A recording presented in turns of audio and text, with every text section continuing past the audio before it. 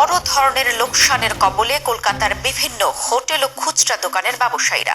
মূলত বাংলাদেশ থেকে আসা পর্যটকদের উপর নির্ভর করে কলকাতার কেন্দ্রীয় অঞ্চলের প্রায় 100 হোটেল ও 3000 দোকানপাট। টোটাল ব্যবসা শেষ।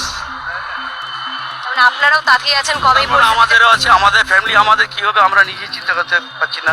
এখন কোনো রকম চলছে।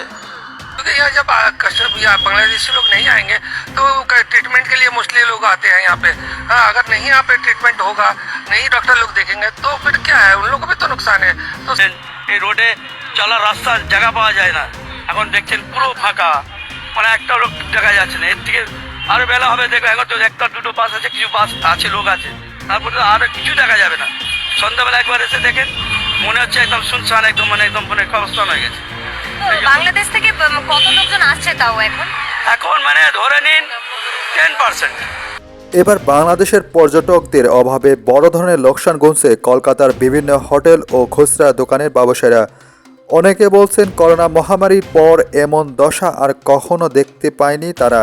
ভারতীয় সংবাদ মাধ্যম টাইমস অফ ইন্ডিয়ার এক প্রতিবেদনে আরও বলা হয়েছে, বাংলাদেশি পর্যটকদের অভাবে কলকাতা মিনি বাংলাদেশ এলাকার বাণিজ্যিক কর্মকাণ্ড প্রায় 70% কমেছে।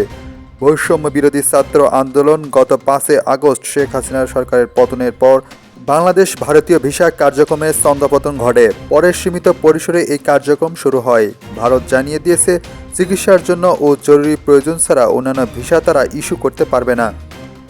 অন্যদিকে নিউ মার্কেটের দোকানদাররা যারা সাধারণত কলকাতার বিভিন্ন অংশের তুলনায় বাংলাদেশ থেকে বেশি ক্রেতা পান, তারাও হতাশ।